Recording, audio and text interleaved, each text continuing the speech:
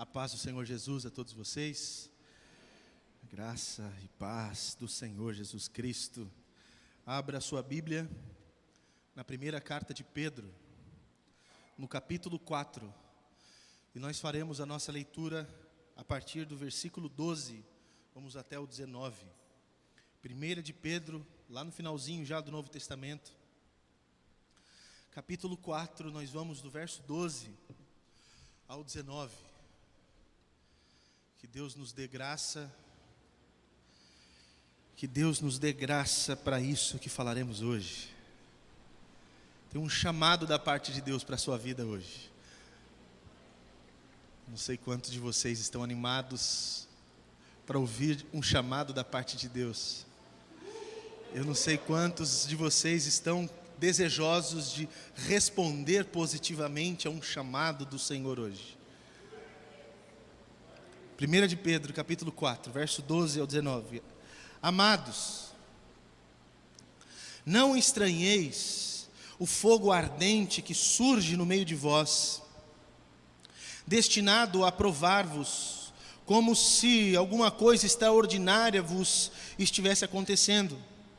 Pelo contrário, alegrai-vos na medida em que sois coparticipantes dos sofrimentos de Cristo, para que também na revelação de sua glória vos alegreis exultando. Se pelo nome de Cristo sois injuriados, bem-aventurados sois, porque sobre vós repousa o Espírito da glória e de Deus.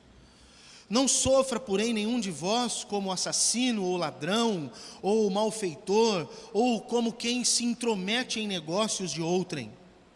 Mas se sofrer como cristão, não se envergonhe disso. Antes, glorifique a Deus com esse nome. Porque a ocasião de começar o juízo pela casa de Deus é chegada. Ora, se primeiro vem por nós, qual será o fim daqueles que não obedecem ao Evangelho de Deus? E se é com dificuldade que o justo é salvo, onde vai comparecer o ímpio? Sim, o pecador. Por isso também os que sofrem segundo a vontade de Deus, encomendem a sua alma ao fiel Criador na prática do bem. Dá-me a virtude que preciso, dá-me a unção de que careço. E a todos os meus irmãos e irmãs que hão de me ouvir agora, ou mesmo na gravação disto, dá a eles também a fé para crer nas coisas que haverão de ser ditas, para que a prática disto redunde em louvor e glória ao teu bendito nome. Te peço que seja assim em nome de Jesus Cristo. Amém. Eu sei, meus irmãos, que muitos de vocês têm sofrido por muitos infortúnios, calamidades, circunstâncias adversas, enfermidades, tristezas da vida, coisas das quais não conseguimos prever, coisas pelas quais lutamos justamente contra. Alguns de vocês têm chorado nesses dias justamente por conta de sofrimentos como esses. Sei também que outros têm também sofrido, não por esses infortúnios, mas têm sofrido por consequências dos seus próprios erros.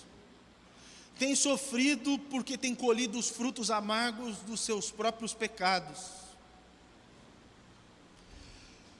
Porque fizeram coisas que não deviam ter feito em determinado momento, tomaram escolhas, optaram, decidiram, agiram, deixaram de agir, e agora colhem por isso, e sofrem por causa dessas escolhas erradas.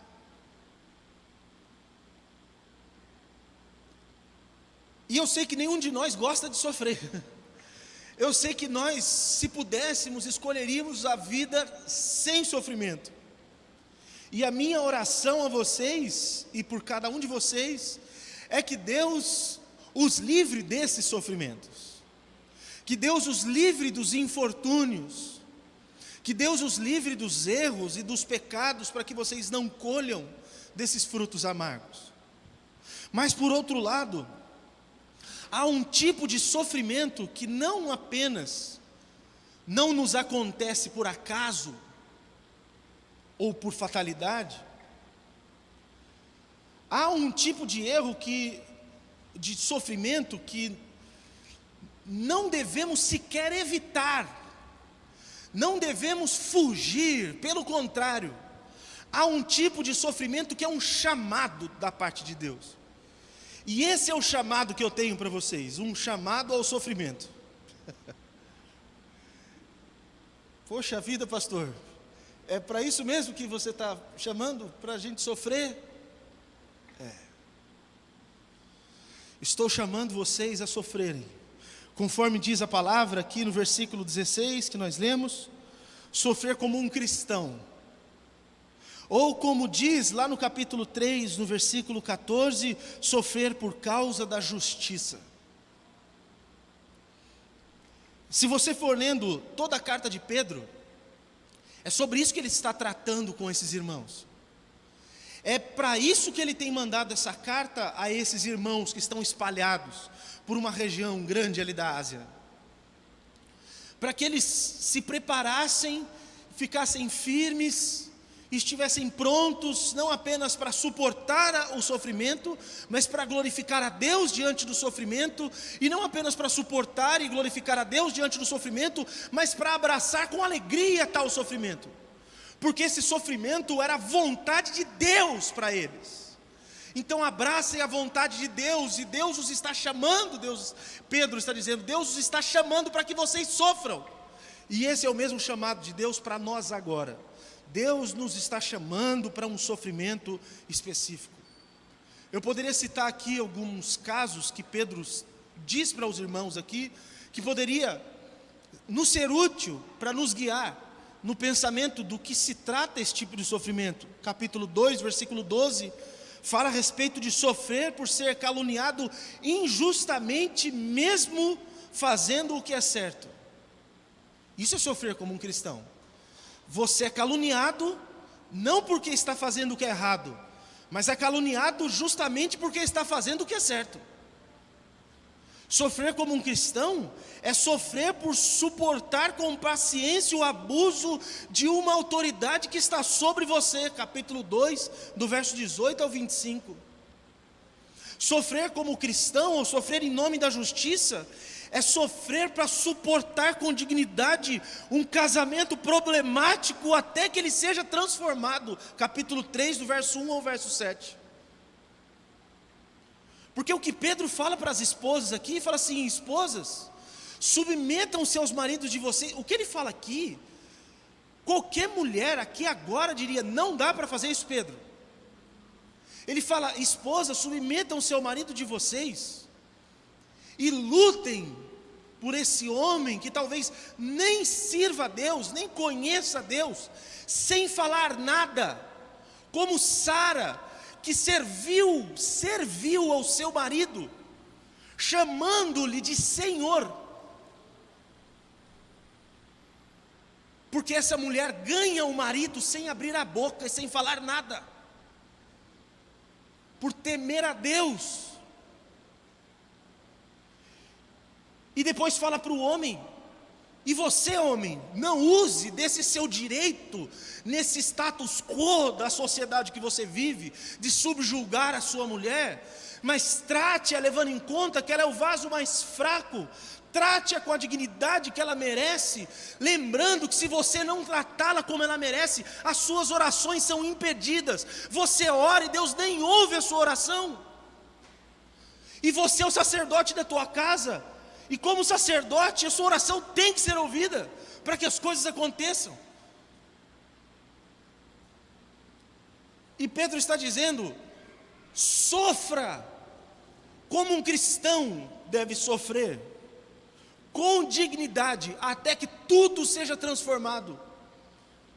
E não só isso, Sofra o dano do mal, retribuindo com o bem. Capítulo 3, do verso 8 ao 22.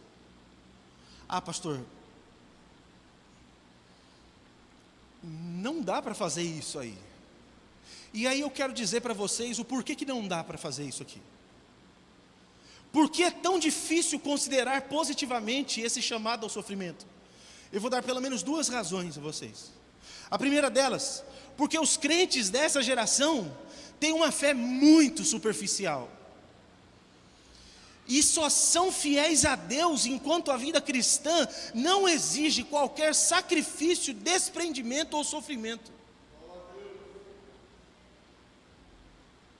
Enquanto ser crente não exige ter que dar o outro lado, eu sou crente. Enquanto a vida cristã não exige sofrer o dano, perder, abrir mão, eu me mantenho de pé. Mas o crente de hoje, ele é tão superficial, que ele aprendeu a dissimulação. Ele finge que não é com ele, finge que não está acontecendo nada, e lida com isso como se fosse normal, age pecaminosamente contra Deus, como se fosse normal, porque todo mundo faz errado. Mas deixa eu dizer uma coisa, todo mundo que faz errado está fazendo errado contra Deus. Se você ficar igual todo mundo que está errado, você será julgado como todo mundo que está errado. E deixa eu dizer uma coisa, o julgamento de Deus começa pela casa de Deus, não começa pelo mundo. Deus começa pesando a casa dele, não o mundo. E Pedro diz, se é com dificuldade que nós, o povo de Deus, somos salvos, se é com muito aperto que Deus arrocha a gente, o que vai ser dos do mundo? E aí a gente quer viver igual os do mundo. Não somos dos da prática do bem, dos da prática da justiça.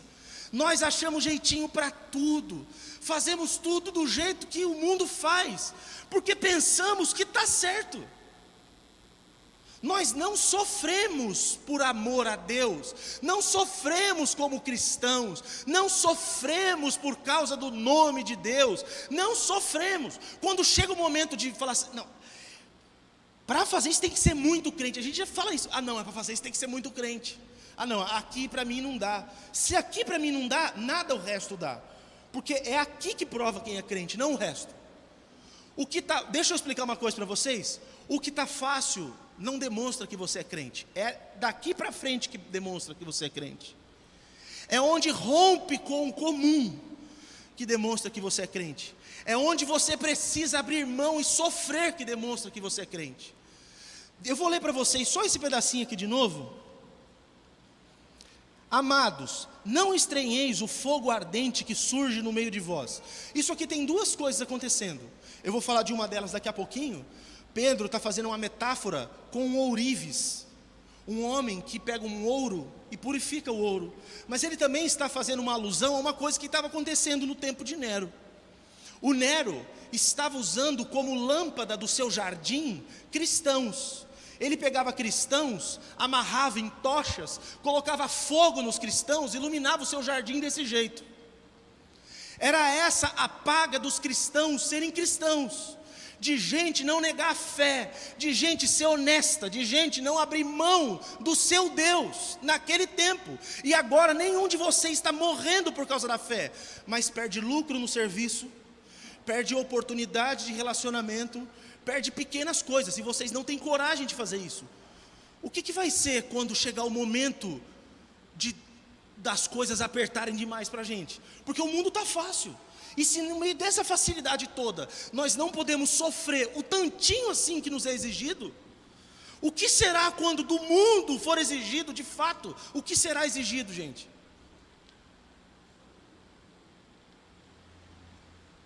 É sério. Vocês não concordam comigo? Nós somos uma geração de crentes superficiais, não sofremos por nada. Quando chega na porta do sofrimento, a gente não quer sofrer.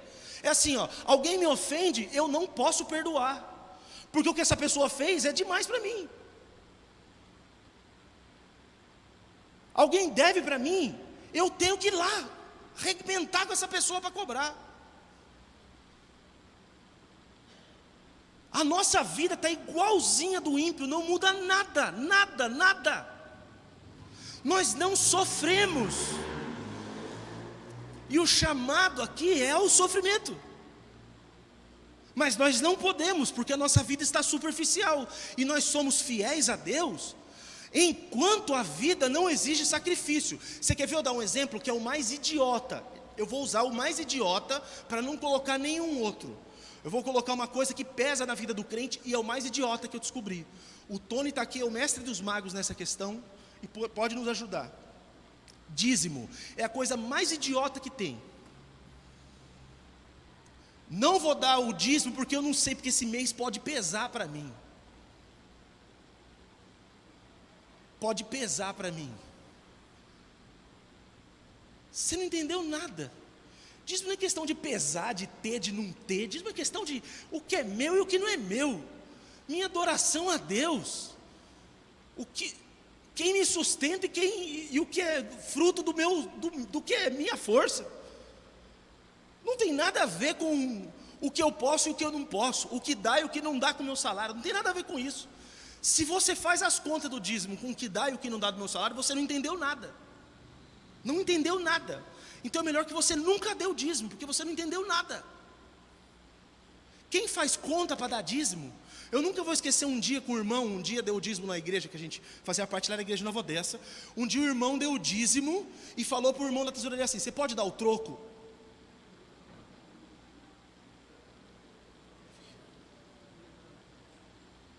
Caramba! Ele deve ter dado uma nota de 1.000 e o dízimo dele era de 100. Ou não tem nota de 1.000? Puxa, eu estou usando só isso aqui de bobeira, assim, de graça mesmo, porque isso é a coisa mais idiota que tem. E nós não podemos lidar com nada, nada, nada na vida cristã. E tudo para a gente é difícil demais, tudo é difícil para o crente. Por exemplo, é difícil ouvir eu falar isso. Está aí sofrendo já, porque eu estou falando isso. Está sofrendo porque eu estou falando isso. Oh meu Deus, o que será o dia do juízo? Quando o juiz de toda a terra sentar no trono branco dele e olhar com aqueles olhos de fogo para todas as pessoas, o que vai sobrar? Segunda razão, porque os crentes dessa geração continuam voltando às velhas práticas e desejos de quando viviam no pecado. Capítulo 1, versículo 14 diz: como filhos da desobediência, não vos amoldeis às paixões que tinham anteriormente na vossa ignorância. Por que as pessoas não abraçam positivamente esse chamado? Porque os crentes desse tempo, dessa geração, são crentes que não amam a santidade. Eles não querem crescer diante de Deus. Eles vêm à igreja, eles falam o nome de Jesus, mas tudo o que eles fazem é a mesma coisa que faziam antes de passar na igreja. Só mudou o lugar que eles frequentam no domingo. É a mesma coisa, bebe o mesmo tanto, fuma o mesmo tanto, prostitui-se o mesmo tanto, faz a mesma coisa. Não muda nada, continua mentiroso, continua fofoqueira, continua intrometido, continua fuxiqueira. É a mesma coisa. Às vezes dá uma maquiada, só maqueia. Uma pessoa assim não tem como abraçar o sofrimento, porque quem é que vai querer viver como cristão se não é um cristão? Vocês estão entendendo? Pastor, mas essa palavra é muito pesada. Eu nem vou falar para vocês a parte pesada do Pedro aqui. Eu só estou tratando a parte leve. O Pedro tratou coisa pesada aqui que eu não vou tratar com vocês, estou falando sério. Porque eu só trouxe Havaianas normal, eu não trouxe o chinelo branco. É sério, eu não trouxe o chinelo branco. Tem coisa aqui que ele fala que eu não vou tratar. Pelo contrário, eu estou fazendo um chamado. E eu vou dar aqui algumas razões pelas quais, e aqui eu quero começar a ouvir, porque deve ter pelo menos uma meia dúzia de crente que está disposto a romper com esse paradigma. Razões pelas quais você deve aceitar o chamado ao sofrimento. Primeiro, porque o sofrimento prova o crente, mas o sofrimento não destrói o crente. O versículo 12: não estranheis o fogo ardente que surge no meio de vós, destinado a provar-vos, como se alguma coisa extraordinária vos estivesse acontecendo. Pedro está dizendo assim: olha, tem coisa que Deus manda na vida de vocês, é isso que ele fala no resto dos outros, da carta inteira dele, é coisa de Deus, não é por acaso. Tem coisa que Deus põe aí na vida de vocês, Deus aperta vocês, Deus manda, e vocês estão estranhando por quê? Parece que é uma coisa de outro mundo. Não, Deus está pondo mesmo, porque Deus está pondo fogo na vida de vocês, porque é assim que se faz com o ouro. Você tira o ouro, o minério ali, arranca da terra, leva para o fogo, e na alta temperatura, a escória, o lixo que não serve do ouro é eliminado, mas o ouro fica puro e refinado. É na provação que o seu caráter é forjado, é na provação que você é melhorado por Deus, para ser quem você tem que ser. Entenda, você não vai melhorar na Disney, você não vai ficar melhor para Deus em Ubatuba, em Ilhabela. Lá é maravilhoso, mas você não vai voltar de lá mais você não vai voltar de lá mais espiritual. Você pode até falar assim: contemplei as maravilhas do meu Deus, mas o teu caráter é o mesmo. Mas depois que você passar por uma prova, que aquilo rasgar o teu coração, você não é mais o mesmo. Não é, você é mais humilde, você é mais compreensível, você é mais tudo o que Deus precisa que você seja. É na provação que você vai se tornando alguém melhor. E se você acha que você é bom já, deixa Jeová esquentar o fogo para você ver como você vai ficar melhor ainda.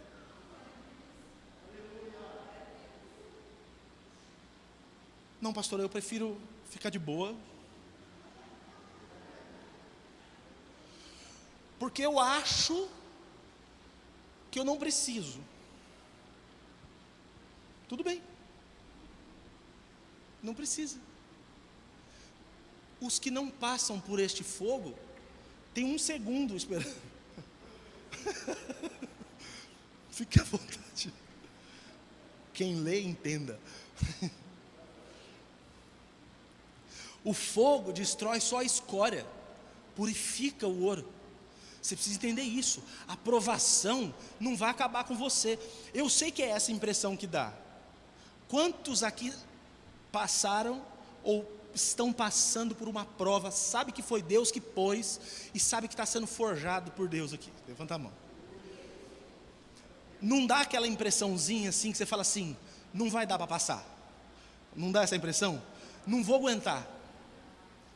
Não tem aquela hora que você fala assim: ai Deus, agora eu vou desmaiar, agora é aquela hora que eu caio, Jeová.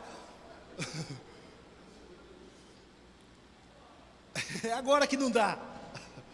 Daqui a pouco vê um poder sobrenatural de Deus. Quando você vê, você já deu mais 50 passos. Você falava: não dá para dar mais um. Quando você vê, você já passou do outro lado. É assim que funciona, porque o Senhor está com você no meio disso. Você não está sozinho. E não só está com você no meio disso, mas Ele é o ourives. Ele é quem está te colocando no meio disso, porque Ele está tratando com você. Ele tem cuidado de você, Ele está te aperfeiçoando. Ele não está te castigando, Ele está te aperfeiçoando. Deus não está nos castigando com isso. Eu sei que parece castigo, mas isso é aperfeiçoamento. Se nós pudéssemos ser aperfeiçoados de outro jeito, seria. Mas não dá, principalmente porque nós não queremos aprender pela palavra, porque um monte de coisa não precisaríamos passar por provação se nós aprendêssemos só pela palavra. Mas aí a gente nem gosta de ler a Bíblia. Eu coloquei a gente para ficar bonzinho com vocês, tá? Não gosta nem de ler a Bíblia, não tem como aprender na palavra, porque se aprendesse pela palavra, entendi, pai, amém, mas aí vai passar na prática. Quando você passa por isso, quando você sofre e você está sendo provado, essa prova, ela dá o testificar se a sua fé é verdadeira. Capítulo 1, versículo 7 diz: para que, uma vez confirmado o valor da vossa fé, muito mais preciosa do que o ouro perecível, mesmo apurado por fogo, redunde em louvor, glória e honra na revelação de Jesus Cristo. A sua fé é demonstrada de verdade em duas situações: pelas suas obras e na hora da provação. Quando você está sendo provado, ali naquele instante a sua fé está sendo provada.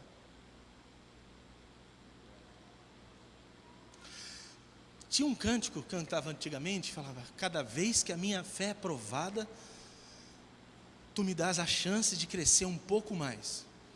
Só que não é só de crescer um pouco mais, é de ver se a minha fé é isso mesmo. Porque todo mundo tem fé, até vir o fogo. Vem o fogo, ali. Mas eu vou te dar uma segunda razão pela qual você deve aceitar o chamado ao sofrimento. Porque o sofrimento nos une ainda mais intimamente a Cristo. Eu vou fazer essa pergunta aqui para ajudar vocês a se decidirem por isso. Quantos de vocês querem estar mais unidos a Jesus Cristo aqui? Se você quer estar mais unido a Cristo, você precisa amar e aceitar o chamado ao sofrimento. O versículo 13 diz: pelo contrário, ao invés de vocês ficarem entristecidos, pelo contrário, alegrai-vos na medida em que sois coparticipantes dos sofrimentos de Cristo, para que também na revelação de sua glória vos alegreis, exultando. Irmãos, quando você sofre, você não está só sofrendo, como está sofrendo junto de Cristo, porque Ele também sofreu. O teu Senhor sofreu primeiro, e o teu sofrimento não é diferente do sofrimento que Ele sofreu. Talvez seja diferente em medida, mas Ele sofreu pelas mesmas justiças. Ele, o justo, sofreu por ser justo, e você, sendo justo, sofrendo assim, vai sofrer como o teu Senhor. Você se assemelha a Ele, e não só se assemelha a Ele praticando a justiça, mas depois se assemelhará a Ele, porque os que sofrem com Cristo também serão unidos com Ele na sua glória. Os que se unem com Ele nos seus sofrimentos serão unidos a Ele em sua glória. Todo mundo quer se unir com Cristo e ser coroado com Ele, mas antes disso precisam se unir com Ele e receberem uma coroa de espinhos com Ele. Passemos com os espinhos para depois recebermos uma coroa de glória. É assim a caminhada cristã. Mas isso é uma postura que nós não queremos ter, a maioria de nós não quer. E eu vou dar mais uma razão, porque o sofrimento nos leva a glorificar a Deus. Pastor, mas não seria o contrário? Seria para aquele grupo que a fé já testou que ele não é crente. Olha só, tem aquelas pessoas que falam: eu sou crente, mas ela não é. Certo? Ela é o crente professante. Ela vai na igreja, gosta das coisas de Jesus, ela acha legal a história de Jesus, ela até quer ir para o céu, mas ela não tem nada com Deus. Aí chega a prova, ele não anda com Jesus, ele não dá glória a Deus, porque ele já foi rejeitado, ele já se afastou. Mas aí o crente de verdade, chega a prova, ele é aprovado, sofre, e no fim das contas, depois do sofrimento, ele ainda dá glória a Deus por ter sofrido. O apóstolo Pedro, esse que escreve essa carta, uma das situações da vida dele, ele está pregando sobre Jesus Cristo, aí ele é preso, ele apanha, mas apanha um monte. Vão lá e falam para ele: você não pode pregar nesse nome, você não pode falar mais disso, você não pode. Ele fala assim: antes importa obedecer a Deus do que os homens. E dá-lhe cacete no Pedro, bate no Pedro, e solta o Pedro. Ele vai embora, ele vai embora, cheio de alegria, e ele dá graças a Deus, falando assim: puxa vida, eu sou honrado, porque eu fui encontrado digno de sofrer por causa do nome de Jesus. Digno de sofrer por causa do nome de Jesus. Tem gente querendo ser digno de usar o nome de Jesus para milagre, digno de usar o nome de Jesus para ter bênçãos, digno de usar o nome de Jesus, queira ser digno de sofrer pelo nome de Jesus. Ele entendeu isso, e é por isso que ele fala sobre esse chamado, porque ele viveu isso. Mas onde estão os crentes que têm esse amor por Jesus e falam assim: Senhor, eu vou ser crente aqui nessa terra, crente de verdade, que o mundo não vai me tolerar. Eu vou ser crente que o mundo não vai me aceitar, o mundo vai me odiar, e por isso eu vou sofrer. Não tem como um crente que ama Jesus e vive do jeito que tem que viver, não sofrer. Não tem como. Se você é um cristão de verdade e não sofre, você não é um cristão de verdade. Se você é um crente, mas não sofre por causa de Jesus, você não é crente, você está disfarçado. Porque se você é crente, honesto como tem que ser, se você prega a justiça, se você vive a justiça, se você faz o que tem que ser feito, você vai ser odiado, não amado. A igreja ficou queridinha do povo no início da sua existência. Sabe por quê? Porque eles repartiam tudo com todos. Então todos os pobres daquela região, que não tinham o que comer, começaram a ter o que comer. Aí é fácil todo mundo amar aquela igreja. Imagina agora, vocês aqui falam assim: vamos fazer o seguinte, cada um vende sua casa, e a gente começa a distribuir para todo mundo que vier aqui, a gente dá um pouquinho. Essa igreja vai ser a mais amada da cidade? É só acabar o nosso dinheiro que muda. Foi o que aconteceu com a igreja lá de Jerusalém, meu Deus. Olha que acabou esse dinheiro para distribuir para todo mundo, é chinelada no lombo, ninguém queria saber não, foram perseguidos e dispersos inclusive. Enquanto tem dinheiro dando de graça para todo mundo ama. Parou de dar dinheiro para o povo, acabou o amor pelos crentes. É assim que funciona. Mas eu não vou levar muito adiante, porque o meu papo hoje aqui foi reto com vocês. Vocês já entenderam. Ninguém quer sofrer, mas o meu chamado aqui é ao sofrimento. Hoje o Senhor está chamando vocês a terem uma vida como a que Ele teve aqui. Uma vida regada por sofrimento. Mas não para sofrer inutilmente, como muitos de vocês sofrem. Sofre por consequência de erro e de pecado, mas um sofrimento por fazer o que é certo. Então não tenham medo de sofrer por ser quem vocês têm que ser, porque se vocês sofrerem por fazer o que é certo, isso é uma honra para vocês. Versículo 16 diz: se sofrer como cristão, não se envergonhe disso, antes glorifique a Deus com esse nome. O apóstolo Paulo, Romanos 8, versículo 18 diz: porque para mim tenho por certo que os sofrimentos do tempo presente não podem ser comparados com a glória a ser revelada em nós. Ele fala: eu passo por essas angústias, por esses sofrimentos, eu nem reparo, porque eu estou de olho numa glória que há de ser revelada. Então eu aguento, eu suporto tudo isso.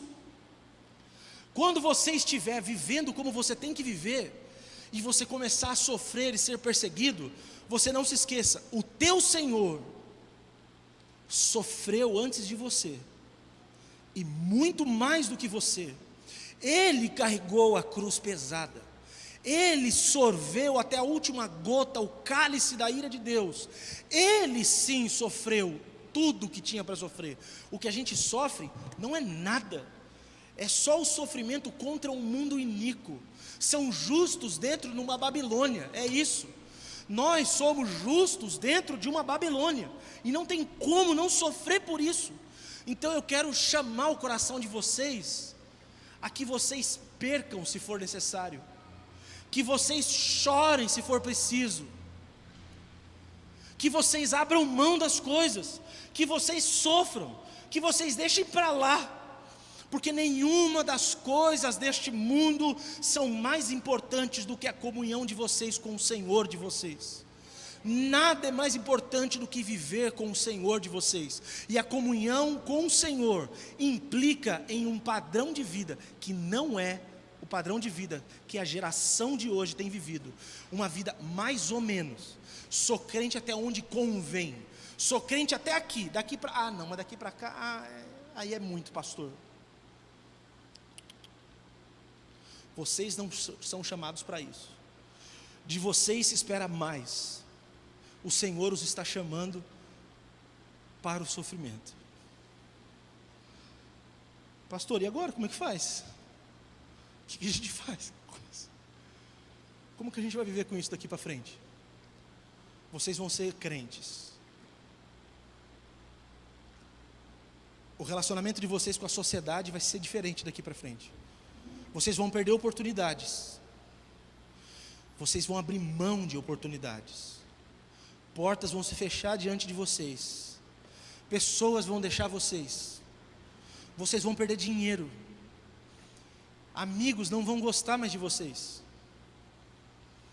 Vocês não vão ser mais tão bem vistos por algumas pessoas.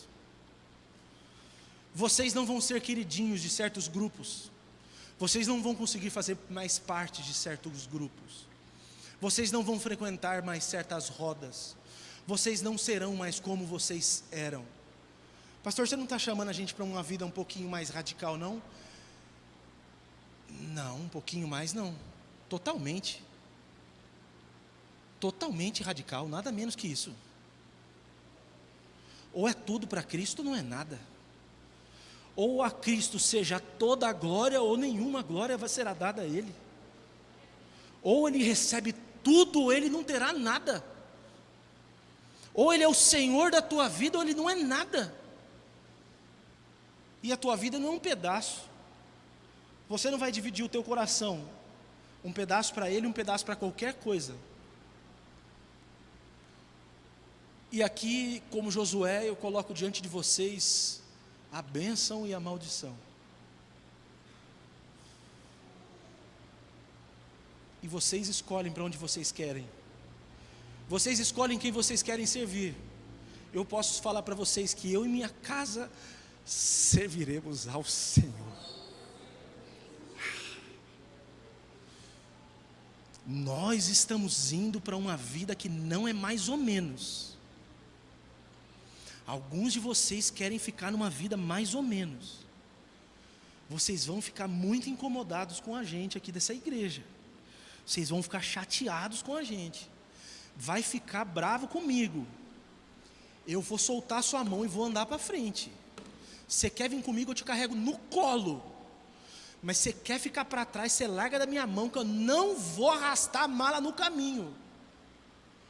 Eu juro que eu carrego no ombro, se você quiser ir. Mas se você é uma pedra que vai ficar no caminho, a única pedra de verdade que tem que estar é a pedra angular, a pedra de esquina que os edificadores rejeitaram, que é Cristo. As outras pedras somos nós, pedras vivas em torno dessa angular. Agora, fora isso, pastor, esse discurso é duro. Puxa, como eu queria que tivesse duro. Eu estou amolecendo aqui, eu sei que eu vou tomar chibatada que eu amoleci para vocês hoje. Porque o chamado era para coisa dura. Mas eu sei que tem crente nesse lugar que vai abraçar o sofrimento a partir de hoje e vai falar: Senhor, eu estou contigo aonde for. Eu vou ser crente de verdade, não vou esmorecer diante das situações. Eu vou perder, eu vou chorar, eu vou abrir mão. Eu vou ser crente. Não assim. Eu vou ser crente.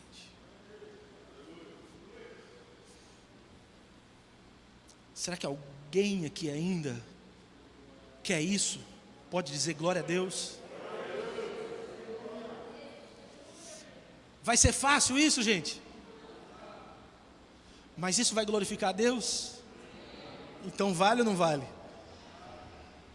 Se o nosso sofrimento trouxer glória ao nosso Deus, que nos pendurem novamente como tochas para iluminar jardim de imperadores, contanto que o nosso Senhor seja glorificado mais uma vez, seja com a nossa vida, seja com o nosso corpo, que o nosso Senhor seja glorificado, aleluia. Vamos ficar de pé para a gente orar?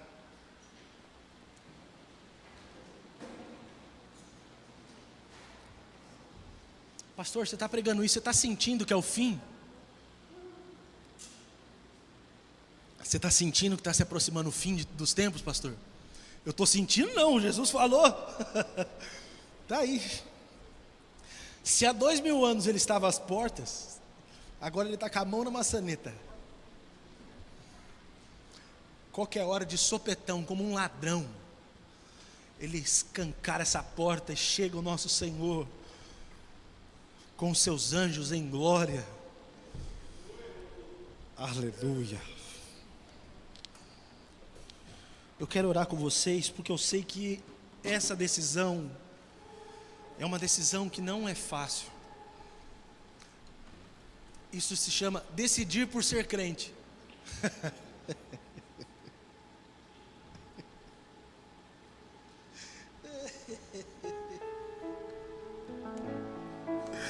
Ai, Senhor Deus. Ai, o Senhor faz cada coisa aqui nessa igreja, Pai. Às vezes esse povo não entende não, eles acham que eu sou doido. Então ministra no coração deles, Senhor, como o Senhor faz no meu. Dá a eles, Senhor, a fé para crer nessas coisas. Para que eu não fique como um dos seus profetas antigos, clamando aos ventos, Senhor. Oh, meu Deus, abre o ouvido do povo, abre o coração do povo, Senhor.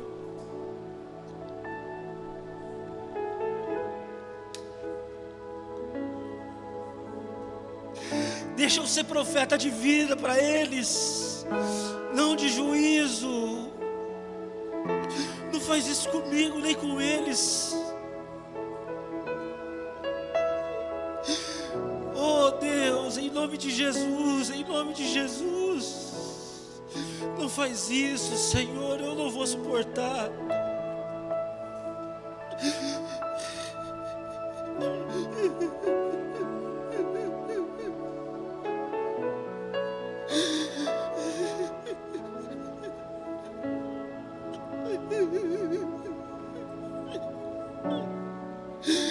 Porque nos daria a chuva, Senhor, se a terra não tem a condição de acolher e receber essa água.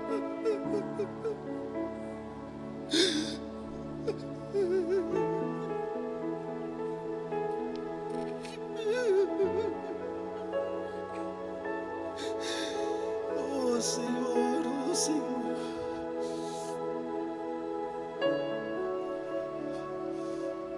Está na tua mão. Está tudo nas tuas mãos, Senhor. Está o coração do rei, está o coração do povo.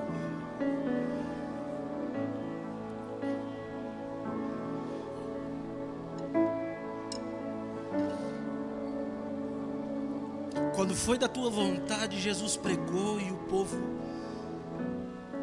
não ouviu.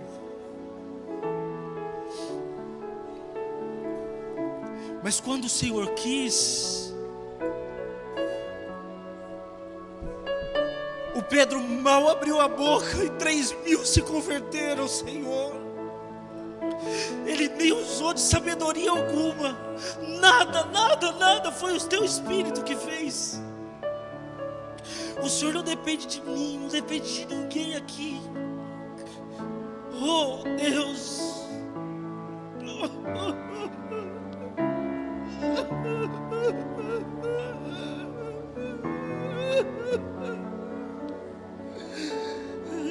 tem misericórdia.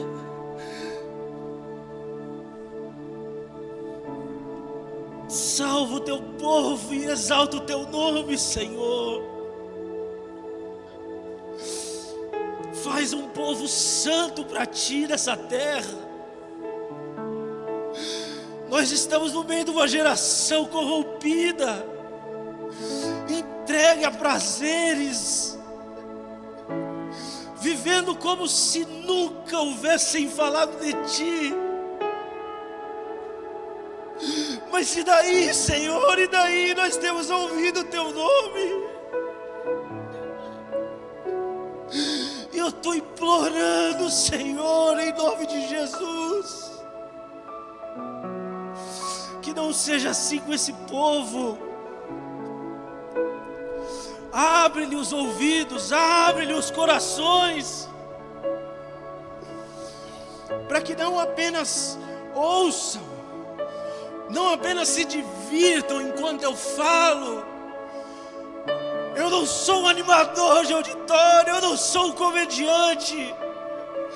Meu Deus, meu Deus, dá-nos um coração contrito, um coração quebrantado, dá um coração arrependido, dá um coração sedento, dá um coração que busca o Senhor.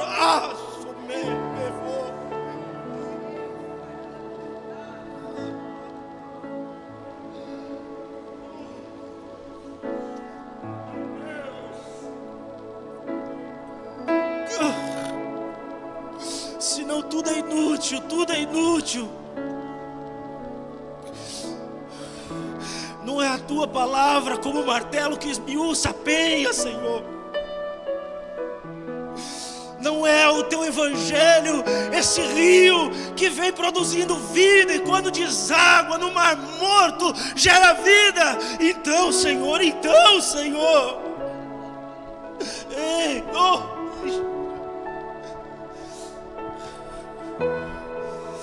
Então por que não hoje? Então por que não aqui? Então por que não com eles?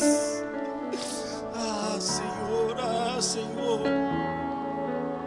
oh meu Deus, não é o mesmo evangelho, não é a mesma glória, não é o mesmo nome de Jesus, é tudo a mesma coisa.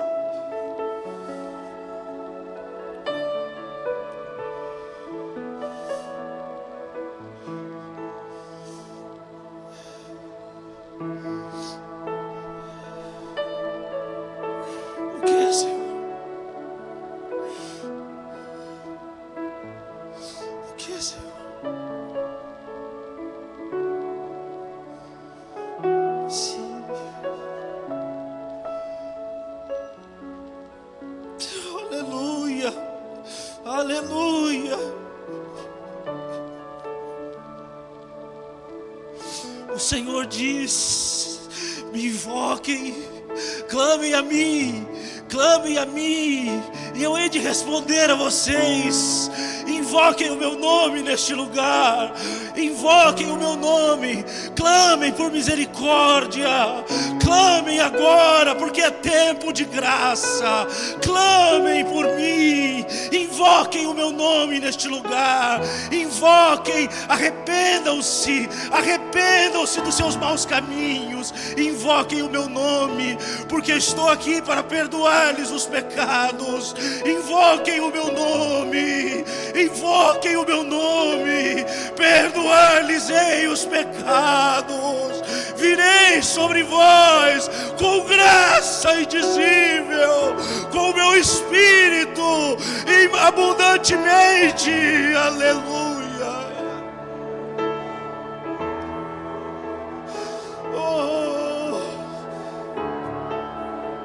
Sim, Senhor. Deus, oh Deus, oh Deus.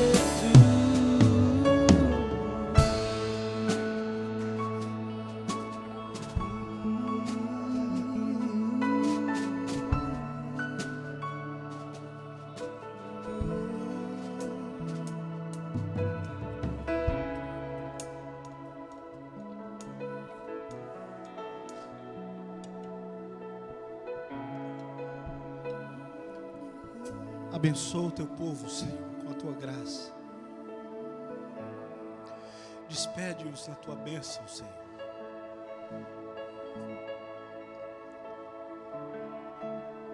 Despede-os para que eles vivam prontos a serem provados e aprovados, que suportem o fogo da provação, que a fé deles seja como um ouro refinado a partir de então, Senhor. E que sejamos nós encontrados como fiéis em cada circunstância, para a honra e louvor do Teu nome, em nome de Jesus. Em nome de Jesus. Que o amor de Deus, o nosso Pai, que a graça de Jesus Cristo, nosso Senhor, a comunhão e as consolações do Espírito Santo de Deus seja com todos vocês. Que seja assim também com todo o povo de Deus que está espalhado por essa terra, de agora e para todo sempre. Amém. Deus abençoe vocês.